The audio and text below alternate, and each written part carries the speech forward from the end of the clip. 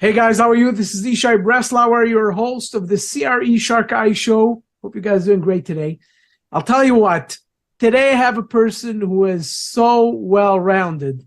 It's like, it sounds like he's a point guard, he's a guard, he's a center. It's like all around, and I'm so looking forward to this interview.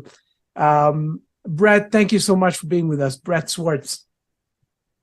Ishai, a pleasure to be here. Looking forward to adding some value to you and your listeners. I look forward to that. I'll tell you what, before we even start, because we have so much to talk about, I read your profile, and before I ramble about you and I go on and on about your experience, give us before we even start, give us a 2-minute elevator pitch about what your business is today. We help people defer capital gains taxes on the sale of highly appreciated assets, not using a 1031 exchange. And most people know 1031 exchange, but they don't know how to defer taxes on crypto, primary homes, businesses. And they really struggle and get frustrated with exiting. These highly appreciated businesses have huge estate tax, have large capital gains tax, and they're looking for some freedom and some flexibility on the way that they can exit and access that capital or be able to invest into and build wealth with it. And so we help people map out those plans, use a particular DST, not the one you're thinking of probably. It's called a Deferred Sales Trust. And we find that it provides some freedoms for people that they're really looking for. And we love it because it helps them create and preserve more wealth. That's awesome. Gives us such an amazing thing. A lot of stuff to talk about. You know what? Before we go and dig into this whole world of tax and deferment, meaning and the DST, and there's so much I want to know about. But before that, give us a little bit. Let's go back in time. Let's go back in time. Let's see, where did you get into real estate and got into this whole taxation business? Tell us a little bit about yourself. Yeah, I fell in love with real estate at a young age with my mom and my dad and my brother building homes in the Bay Area of California, Silicon Valley. And we built lots of homes and had a chance to see cash flow and how to be an entrepreneur, how to be a business owner, how to develop something from the ground up. And fast forward, had a chance to study and practice multifamily brokerage at a place called Marcus and Millichap, where we learned the fundamentals of underwriting, cap rates, and IRRs, and cash flows, and 1031 exchanges, and adding value, negotiating, really just becoming a commercial real estate advisor, if you will, an expert in numbers and deals. And, we fell in love with the 1031 exchange because of what it could do, but then it found out that it wasn't always our friend. And sometimes it can put you in a position where you're overpaying for properties. And that was especially found out in 2008. So I started in 2006 at Marcus and Millichap, and in 2008, the market obviously took a big hit. And during that time period, friends, family, and clients lost half or everything. And that was kind of the opening moment of like, there's got to be a better way. We can't just go back to just the old ways of doing things, which tend to be honestly lack of freedom, right? Lack of flexibility. So at the same time, I was just getting started in the business. My wife and I had a baby on the way, and we were barely surviving, if you will, because I was 100% commission, and she was full-time home with our daughter. And so we had a decision to make, and the decision was essentially, Brett, go get a real job, and a real job meaning an hourly job, not based upon commission, or Brett, go work multiple jobs on the weekends and keep your commission, 100% commission multifamily broker career going. And that began the journey of working at Cheesecake Factory by night. And then by day, I would talk to clients, negotiate with banks, and help them structure their properties in a better position to get through the 2008 crash. And it was during this time that we learned about the Deferred Sales Trust. And that became the new thing to do, or new thing to explore. And like most people hearing about it for the first time, we thought it was too good to be true. But if it was true and it worked, this would change the way that we would forever trade in and out of real estate.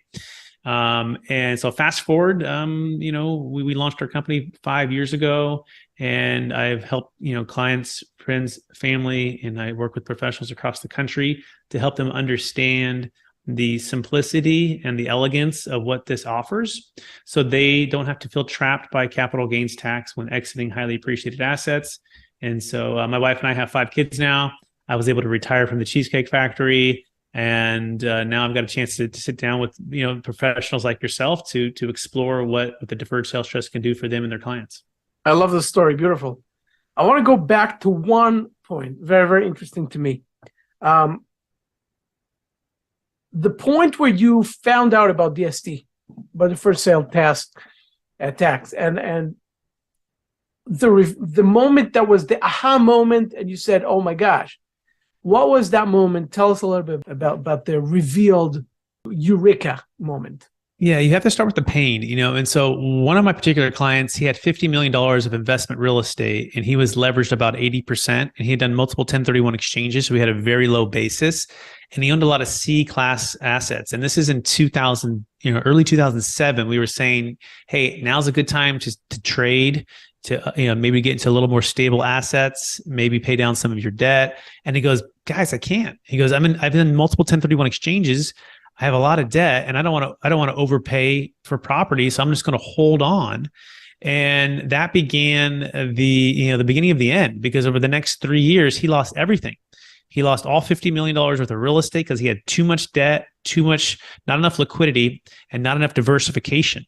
And our parents taught us to sell high and buy low. They didn't teach us to sell high and buy higher 180 days later, especially what we're seeing right now, right? We're seeing cap rates that are, maybe going down, maybe going up a little bit, right? But we're seeing interest rates that have about doubled in the past year.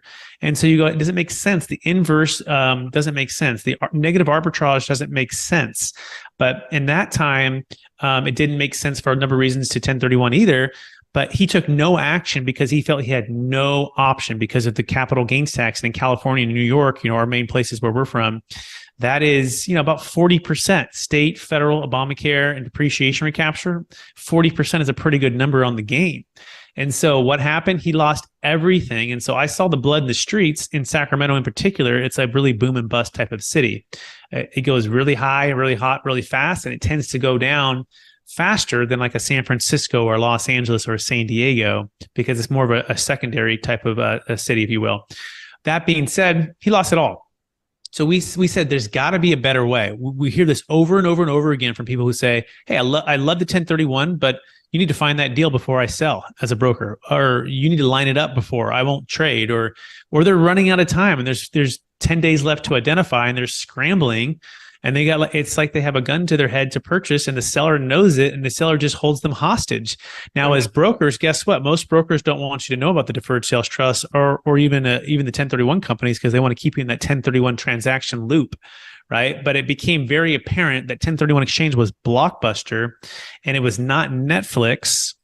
And when all the pain happened, and so he said, if there is a better way, if there's even a possibility, it is our kind of responsibility and our stewardship to know about this. We're supposed to be the best type of commercial real estate brokers to help our clients. And if we're going to serve them at the highest level, we've got to vet and look at these opportunities to see if it's going to be a good fit for them. Now, let them decide.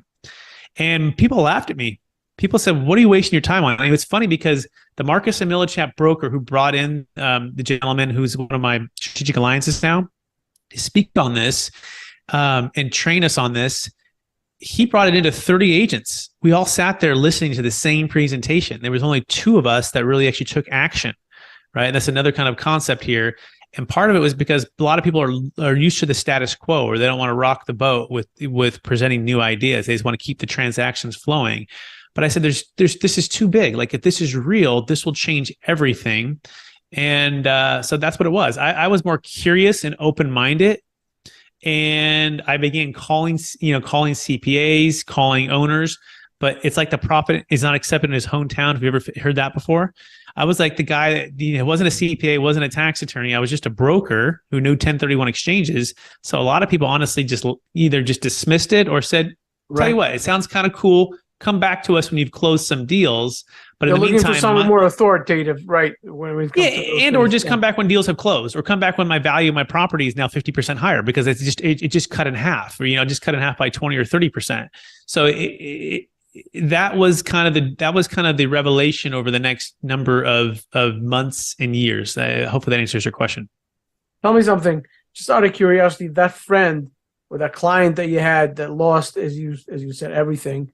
Was it valuation wise? meaning in terms of his properties because they were too much high risk, C class, etc.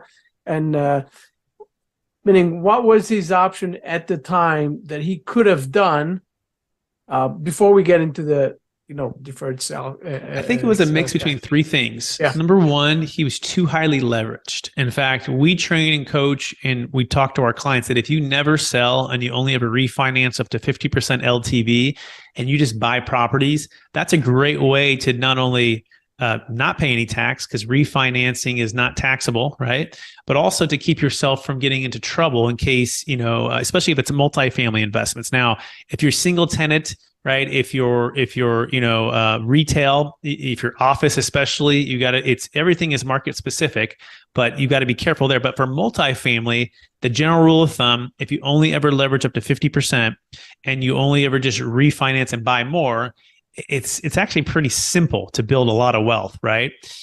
For him, he had done multiple 1031 exchanges, and part of the 1031, which is you got to remember, is you have to replace equal or greater value. Right. Which also means equal or greater debt if you have debt you're having out. Increased debt. Yeah. So it seems like you're always buying and bringing on more debt. And then if the music stops and you get caught, and obviously one of the worst markets ever, then that was the second thing. The market absolutely shifted. Banks froze up and banks started, putting pressure on people. Then you had coupled with a marketplace that lost so many jobs that a lot of tenants stopped paying rent. Right. And now you have these three things going against you. The last one, I guess he said he didn't have diversification and liquidity. So we believe in today's marketplace, having diversification, liquidity, and having your powder dry, ready to pounce on deals is the single best way to grow your wealth right now and to preserve your wealth. And that's what the Deferred Sales Trust allows you to do. We could have, had we known about it and had he executed on it, he could have sold at the peak. He could have paid off all of his debt. He could have deferred all of his tax. He could have put it into liquid investment grade securities. He could have hedged and protected. This is a lot of ifs, right? But this is part of how we help people map this out. And he could have waited. In fact, someone actually did this. In 2006, a gentleman sold a $20 million asset. And this is one of the foundational stories for my clients and for myself of why I started the company. And this guy hates the stock market. He loves 1031 exchanges. He's worth about $200 million at the time. He sells a $20 million asset. He looks around with his 1031 binoculars. He's like, this doesn't make any sense. He parks the funds into the Deferred Sales Trust. And 5 years later, he puts it into, very conservative investments that were hedged and protected because he's not a big stock market guy either. So even when the market crashed, he was hedged and protected. He didn't lose a lot. He also didn't make a lot. He was kind of even. But 5 years later, the property that he sold, the bank foreclosed on it. And they call him up and they say, hey, we're curious. Do you want to buy it back? And he goes, well, maybe. What's the price? And they say about 60 cents on the dollar. And he said, sure, give me a couple days. And he was able to work with the trust. That's amazing. To partner with the trust. Let me finish this last part, right? Partner with the trust to buy it back at 60 cents on the dollar, all tax deferred. Not using a 1031. Obviously, it's 5 years later. And he still hasn't paid capital gains tax on that. He sold hot, he bought low. So this is the Netflix. So once you understand that, most people will never go back to a 1031. Right? They'll only ever use the Deferred Sales Trust, but it does take time, education, getting to know us, getting to know the deals, how it can work, what the costs are, all of those things, the legal track record. But once you get it, most people never go back to Blockbuster. You know what? I'll tell you what I want to do. I want to play a game, as we call it. Let's say I have a property, a multifamily property, a C-class property, very similar to what the other guy had. I have a 70% LTV, and I want to sell it. I don't want to do 1031 exchange for all the reasons that you applied, and I want to go for your solution. How do I do that? Where's the money going? If you can walk us through it and explain how it works. Yeah, we just did a deal in New York. We did a couple deals in New York, but in particular, it was about a $2 million exit. Their basis was around, I think, $200,000. They've owned it for a long time. And so they had about a $1.8 million gain. And as you know, state, federal, Obamacare, let's just use 40% was the tax. So we always wanted to find the problem. So they had a $720,000 tax liability problem. So they needed a capital gains tax solution to their problem. Well, so what type of property they had? A $720,000 tax liability problem. right? Okay. Because what kind of property? Yeah, it was. I think it was. He had a couple of properties. So this one was a duplex that he sold, right? Okay. And Sounds yeah. Sounds about right with the numbers. Yeah. yeah, and he had a huge gain, and he had depreciated it over all the years, right? And so he had done 1031 exchanges. So it's the same thing, right? Right. Remember, your depreciation schedule travels. Anyway, so we define the problem. So step one is we form a trust. Step two, we insert the trust into the purchase and sale agreement. We find a third party buyer for $2 million. That's good right there. And upon the close of escrow, what's going to happen is going to be basically two closes. The first close is to the trust. The asset is sold to the trust, but it's sold on an installment note, which is known as a seller carryback. So my client carried paper basically for $2 million for the trust, 100% financing. And the trust sells the asset to the ultimate buyer, who brings the full $2 million of cash or gets a loan, doesn't really matter. But Right. when the smoke clears, the buyer takes title as he normally would. The trust has the $2 million, and it's owed to the original seller. And it's typically structured at 10-year promissory notes, typically between 5 and 8% compounding interest rate. And it's typically 10-year term. Most of our notes are structured as interest-only payments. So that keeps that extra 720 working for the client. And it pays out slowly over time. Now, the client will pay tax slowly over time. The investments can be based upon their risk tolerance, based upon their dollar cost averaging strategy. We work with third-party financial advisors, but most of our real estate entrepreneur clients are buying their own deals when it makes sense. And or they're going into hard money lending. They're lending the funds out, and they're working with multifamily syndicators who already have a huge track record and a huge team behind them, where they don't have to do it themselves. Because guess what? The baby boomers that are retiring, they're tired of the toilet trash liability. Right. But they also don't want to give it all the way up to a Delaware statutory trust company that ties and locks up for typically 5, 7, maybe sometimes 10 years. No control, no liquidity, no diversification, huge fees. And by the way, I've done Delaware statutory trust, and they have their place. They can solve mortgage over basis challenges, and it's sometimes peaceful mailbox money. But the returns are typically around just 5%. But you can't really be an entrepreneur. You're not really diversified. You have no liquidity. You have no control. That's why it's still considered blockbuster, right? That's how we define this, or a Hollywood video, right? Maybe the one down the street, where we're Netflix because we give such flexibility for the client to be an entrepreneur, to grow their wealth. But we do it at their timing. There's no 45-day. There's no 180. There's no like-kind replacement requirement. There's no debt replacement requirement. We can also move funds outside of the taxable estate to eliminate estate tax. Okay, we just did a deal for a client who's worth $25 million. They were selling a $5 million asset in Colorado, and all of their $25 million was all in real estate. And their biggest thing was not just capital gains tax, it was eliminating the estate tax.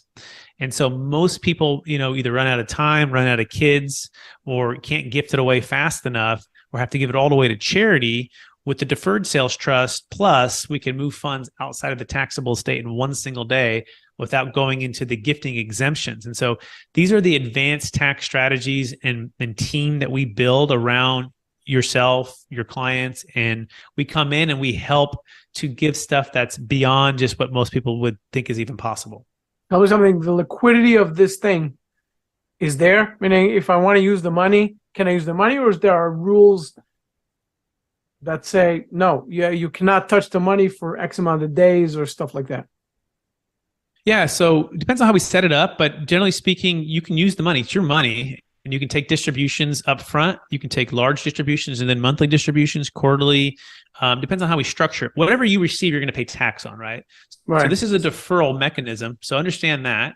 But a lot of our clients might delay payments for a year while they relocate from New York to Florida and establish residency in Florida. And now they're in that new tax state where the interest payments are ordinary income based upon the state you live in. A lot of clients from California do that to Nevada, or California to Florida, or Texas, or whatever. So that's one strategy that we kind of look at.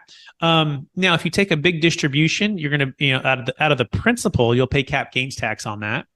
But most clients will just live off the interest payments. Now, the other question, or maybe what you're referring to, is, well, can I invest into whatever I want when I want? The answer is, yeah, you really can. But we do have some parameters that we build.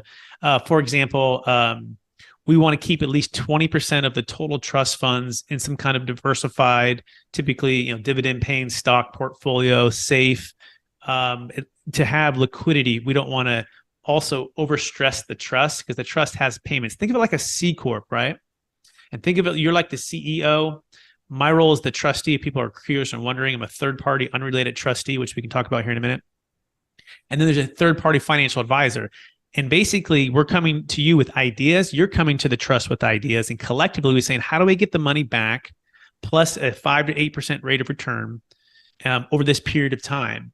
And most of our clients, like for example, another client in Alabama, he sold a $2.6 million business and he deferred all the tax, about $600,000. Then he partnered with the trust to build 70 multifamily units in Tennessee, a portion of it. It didn't, it couldn't pay for all of that, but he had another partner there. So the answer is yes. And it also depends on how we structure it.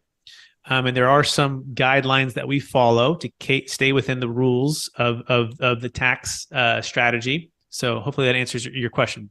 Tell me something. If I understand correctly, let's say I did this whole thing.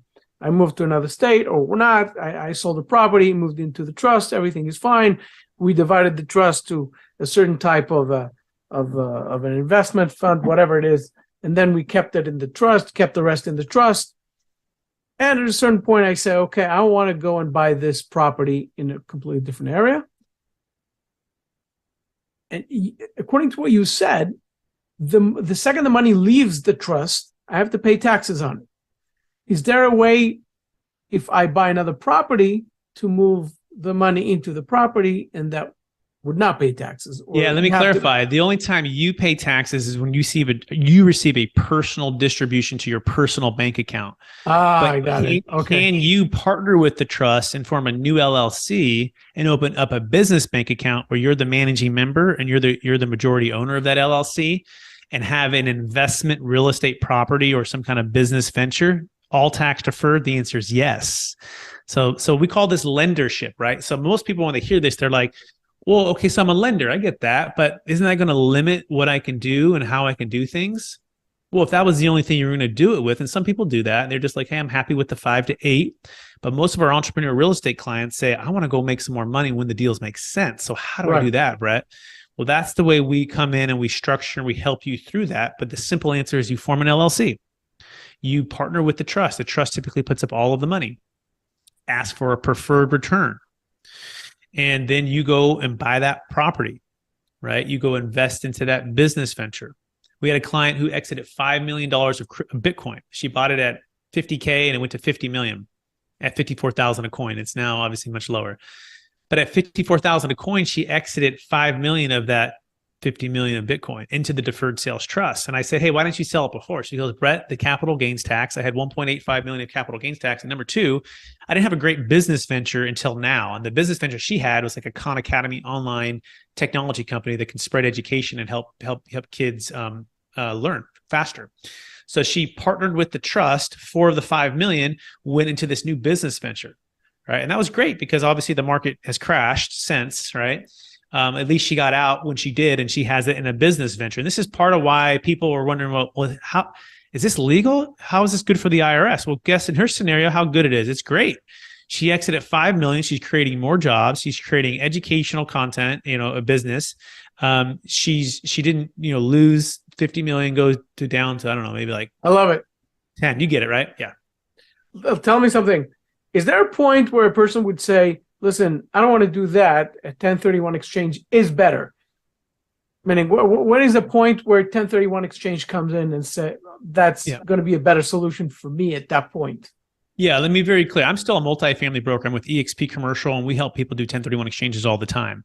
Right. However, we do it on our terms. We don't do it on the seller's terms. And this is the beauty. We give them the ability to back out and say, Mr. Seller, I'll call your bluff. I don't need to do your 1031.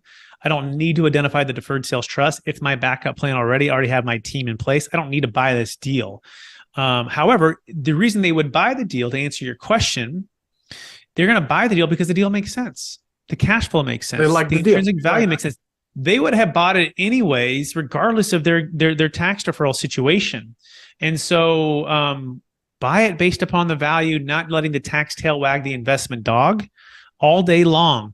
But guess what? Those are kind of hard to find. Inventory is still pretty low. Now, sellers seem to be softening up a little bit and prices seem to be happening. So we do think there's some opportunities, but you don't want to force yourself to overpay in a higher interest rate environment where cap rates are still kind of, let's say, tempered from where they potentially could be in the next 6 to 12 months.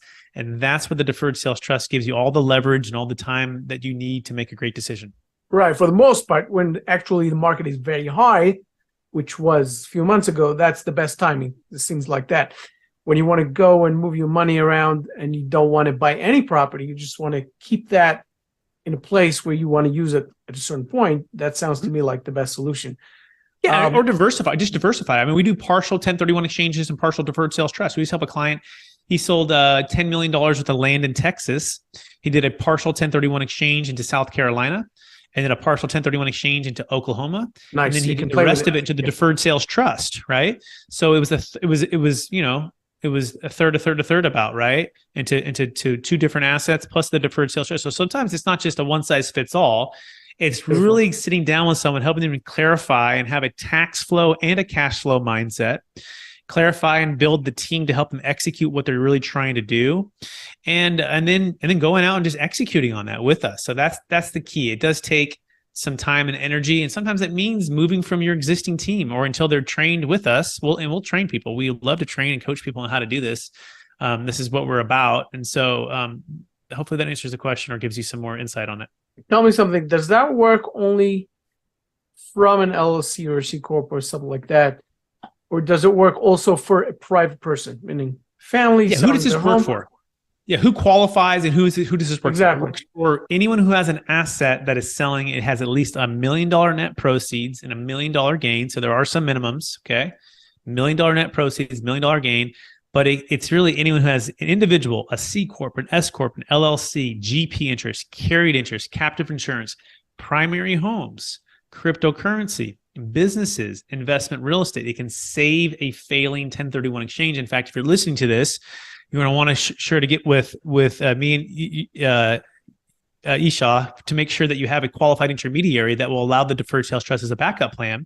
Because if you don't, you're going to get in a position where I have people call on me and they say, my funds are with so-and-so QI company and they won't cooperate, Brett. I'm about to pay millions of tax and they won't, they don't want to cooperate with the deferred sales trust. I'm like, yeah, they don't want you to know about this. Never use them ever again. You're on 1031 jail.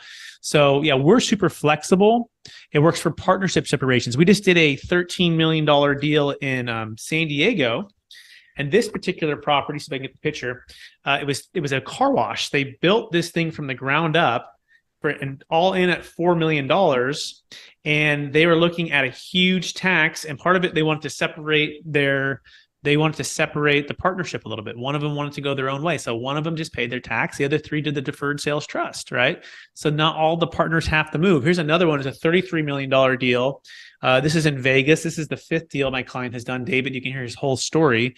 But 2 GPs did it and 1 LP did it. And the rest of the LP just paid their tax. Wow. So it's very, very flexible. Yeah. So I just want to tell our listeners that Brett just showed me 2 deals, meaning because you guys are listening, you're not watching. You can go to the YouTube channel, of course, and watch it. But he just showed me 1 deal of a car wash and another deal of what was it? The multifamily. It was an apartment complex. Yeah, apartment complex in Nevada. So beautiful story. I love that.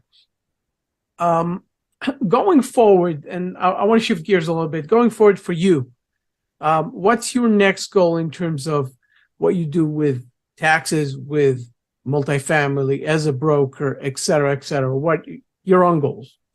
Yeah, I mean, the vision for the company is to have, train and coach the top 5% of commercial brokers, residential luxury agents, M&A advisors, CPAs across the country with this deferred sales trust over the next 10 years. We want to get the top 10,000 across the country.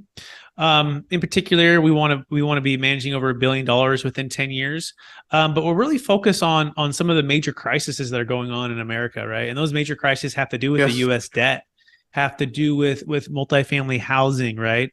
have to do with exiting and building a legacy for their families, and really having the solutions which it provides for what I call the 10 freedoms that the DST provides. And these happen to do with, retirement freedom, 1031 freedom, estate tax freedom, happens to do with location and time and energy freedom. It could be your legacy. It could be, partnership freedom. It could be new depreciation freedom. We have all these different things that you can tap into. So many people options. resonate with. Yeah. So I want to ask you a crazy question. How come it's not a known thing? 1031 exchange, one of the most, I guess, meaning everyone who's in real estate and CRE knows what 1031 exchange is. It's one of the most popular things. DST, not. And it seems like an unbelievable solution. How come? Good question. So it has been around for about 27 years now, and there has been thousands of closes, billions under management, over 20 no-change IRS audits. For those who are on the inside with us, they know that, and it's become a foregone conclusion that it's legal, it works, it's legit. The biggest thing we found is there's 5,000 qualified intermediary companies, and they're running around with the banging the drum of the 1031, and they have their lobbyists to keep the 1031 from being eliminated from Congress, and they've got all that. So that's number one. Number two is it is specialized and it is proprietary and it is protected. And that means that we don't want it to get into the wrong hands and for people to abuse it. We're very careful about who and who's able to even help people with it. Now, once you sign NDAs and you join us, no problem, right? We're happy to share all of that. But let me tell you one story to give you even more confidence. There's a gentleman named David Young. He ran with a guy named Bill Gross, and they built PIMCO from 80 billion to 1.2 trillion. They're one of the most respected money managers in the world. Well, along with 5 other guys, they all retire. They get a big payday years ago. Well, they form David and 5 other guys form a group called Anfield Capital, and they reviewed the Deferred Sales Trust for a 2-year period of time. And they have their legal team look at it, and they fly back and they meet with the tax attorney who's one of my business partners, and they go through this whole thing for 2 years. And they came through with 2 conclusions. Number one, that might be the smartest person we've ever met, and that's the tax attorney who created the structure. I call him the Elon Musk of he's a tax attorney and a CPA. He's a genius.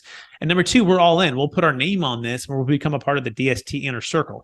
So it's not the only reason to join us and look at it, but just realize there's national law firms. There's law firms in New York and New Jersey and CPA firms that are around for 50 years that do tens of thousands of tax returns. This is all happening, but most advisors just don't know about it. And a lot of QI companies and brokers want to keep you in the 1031 loop. And I can't blame them. I'm a broker myself. When we get big commissions, we do 1031 exchanges. So those are kind of the reasons I would say most people don't know about this. Amazing. You guys heard it. I hope you guys learned something new today, because this is an amazing thing. And if you're a part of it or you're investing, you want to sell, and especially today, you might want to sell. You want to talk to Brett about this. Brett, thank you so much for being with us. I really appreciate it. Tell everybody how they can find you. If it's LinkedIn, if it's your website or anything, go ahead. Yeah, capitalgainstaxsolutions.com is the place where you can find the podcast, the new book that's coming out with Kevin Harrington from Shark Tank. He'll be in the book with some other really smart people that are really cool. I just try to get in the book. I try to get in the room with smart people, and I got in the book with some smart people. So I have a couple chapters too, but we have multifamily syndicators. We have David Young, who's in the book. Of course, a few other financial advisors as well. So you can check that out. That's capitalgainstaxsolutions.com. We also have our YouTube channel. You can go there now. We have the 7 questions you should ask of every single tax deferral strategy. So whether you're vetting us or anybody else, you should go there right now and look that up. That's Capital Gains Tax Solutions YouTube channel, and just search 7 questions. It'll pop up. You want to watch that for about 7 or 8 minutes, and you're going to be way ahead of the game for any kind of things that people bring to you, including us. Ask these tough questions. Find out the track record, and make sure you can build a team to help you achieve what you're trying to achieve. And you guys can see the links above, below, wherever. Brett, thank you so much for being with us. Really appreciate your time. Stick around. I'm going to say goodbye to everybody. You guys, I hope you enjoyed it. I hope you learned a world of a new thing about taxes and how you can use your real estate or anything else, basically. It's like a world. It's unbelievable. It's a whole world of taxes and benefits. Brett, thank you so much. Really appreciate your time. My pleasure. Thanks so much for having me. And you guys, take care.